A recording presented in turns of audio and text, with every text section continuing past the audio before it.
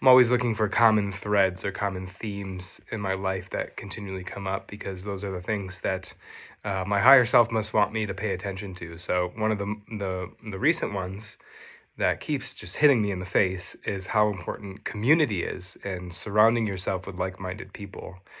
And in the recent week or so, I've gotten uh, a glimpse at, I would say, both polarities of that, being around and living in the same house actually as people that I really value and enjoy, and it's effortless and there's no pressure.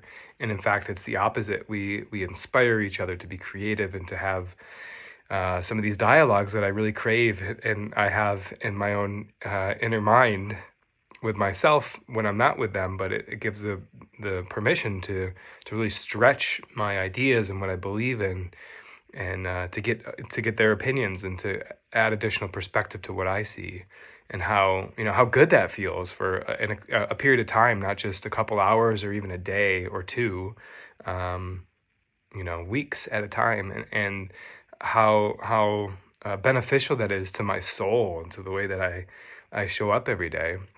And then to have that be changed and to be placed in a new environment where maybe that's not as cultivated, and how I could feel, deflated at times, and then to really question, what's right about that. Like, am I siphoning energy from being around the people that I am around, or is it genuinely a mutually beneficial exchange to where I'm doing the same for them? And I think it's much more the latter, when we're in a community of people that is our tribe, if I can use that word. I almost hesitate to use that term because the world is enmeshed in this tribalism with like being on a team, and like almost like sacrificing your your opinion or the way you genuinely feel, not sacrificing, but uh like giving it away to a groupthink mentality that I think is very dangerous, and is not very healthy. But there's a difference between that and what I'm attempting to refer to where when you find your people who value you and your outlook, and it's not that you have to agree on everything all the time, but it's that the way that you see the world is maybe the common thread with other people.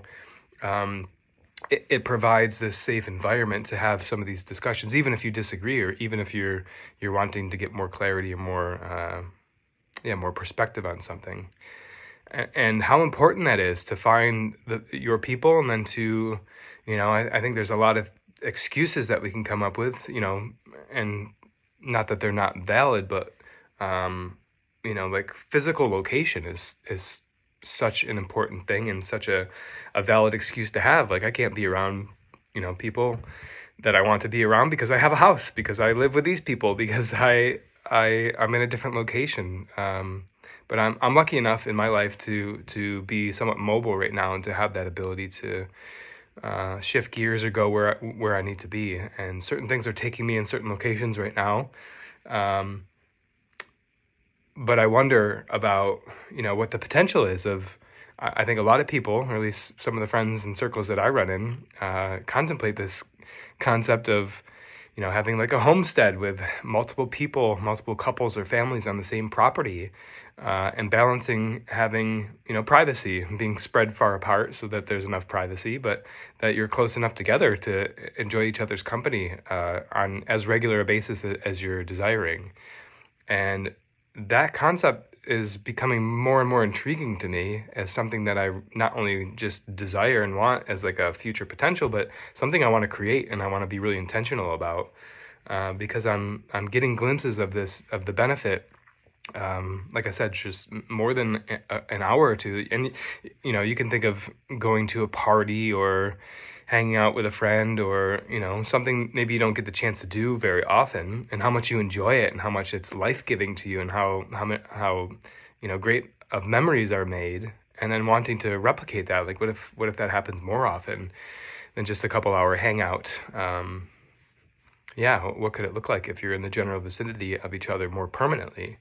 And that's something that I'm really contemplating and looking forward to, because I guess I'm making this declaration right now in this video that that's something that I want, and I'm going to be intentional about creating that. And it's already been building kind of not without my permission, but without me like really being intentional about it. And now that I've gotten a taste of it, what it could look like, and now certain things have taken me away from that, to get back to it and to make that like a commitment for me is something that I really want to focus on. Let me just feel into what hasn't been spoken yet. I think it just comes down to how good it feels to be around your people, and your people who have a similar sense of humor, or whose personalities just bring out the best in you, bring out the best in me. Humor is a big part of my life, and cracking jokes, etc. But my jokes won't land around people who are not my tribe, so to speak. And to have my jokes be not only welcome around my tribe, but like to have it be uplifting, and to a laughter of one person feels good, and then like a group laughter of just something that I can't even take credit for. Sometimes I say it's God's timing to say something that did I just say that, or did that, it just kind of comes through me as like a capture of the moment of like I carry joy and laughter in my body, and so it's always like looking for the opportunity to share that with others and to express itself. And it's real, it's in the moment, it's live with what's unfolding and who I'm around. And they don't know it, but they're basically my setup men and women to create these funny one-liners or whatever it is, just these ironies that happen in the arenas of life. And it's a very enjoyable thing that it takes a bit of cultivation, because you can't force these things and they just kind of come through. But once you get the hang of it, and when not to say something funny, or when not to try to be funny, it just it's enjoyable to witness and be a part of this laughter that comes out. So laughter is just one version of that, but it's really just this, laughter is a version of joy, and joy has different aspects to it on the spectrum of joy. I would say laughter is on the spectrum of joy. So what else is on the spectrum of joy would be like happiness, or fulfillment, or just wholesome conversations that stretch your imagination and get you to come alive. And so looping this back in, it's about community. It's about surrounding myself with the people that bring the best out of me, and having that be a mutually beneficial exchange, to where I bring the best out of them. Just my presence and my desire to be around people who lift me up, who value what I have to say, who are like to teach and to coach and to show their knowledge and their perspectives with whatever I share, and vice versa. It goes back and forth. And yeah, it's becoming more noticeable when I don't have that. So this is my declaration, something I'm focusing on. I don't know how it's going to show up, and I've learned along the way that I don't have to, but just making an intention and a commitment that this is something that I want.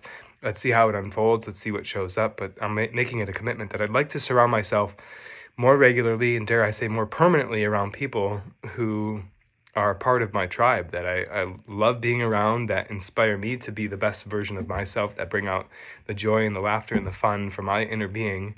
And let's see where that leads us. And I'm looking forward to that.